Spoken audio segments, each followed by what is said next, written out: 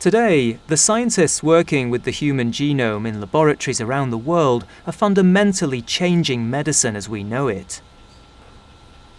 My name is Eli Papa-Emmanuel, and I'm a postdoctoral research fellow at the Cancer Genome Project at the Wellcome Trust Sanger Institute.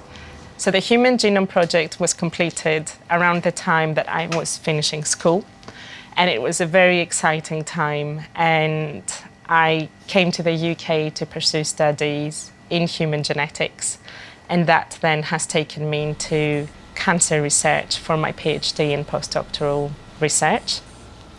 The completion of the human reference sequence has been fundamental in strengthening our understanding around both how the genome sequence is organized, but most importantly, how this correlates to disease. Once the reference human genome was completed, it became possible to study groups of patients who shared the same disease to look for shared genetic markers or gene mutations. Specifically, we now know that the human genome contains approximately 23,000 genes, of which 5,000 with certainty and more likely up to 10,000 of those genes have been correlated with common diseases such as cardiovascular disease, arthritis, as well as more rare diseases and developmental disorders such as autism. Our understanding of cancer has been revolutionized through the attainment of the reference genome sequence, with at least 400 genes known to be implicated in cancer today.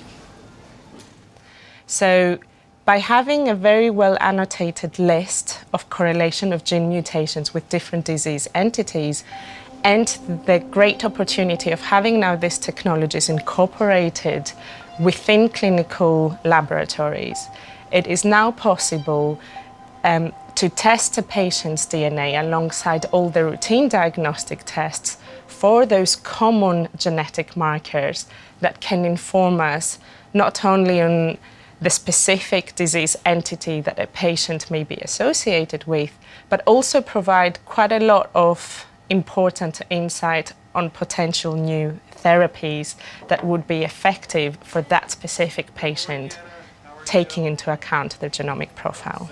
Are you all set? I understand you've got some family in the While there's still a long way to go in translating research into clinical practice, progress so far has been very promising. 95% of the time.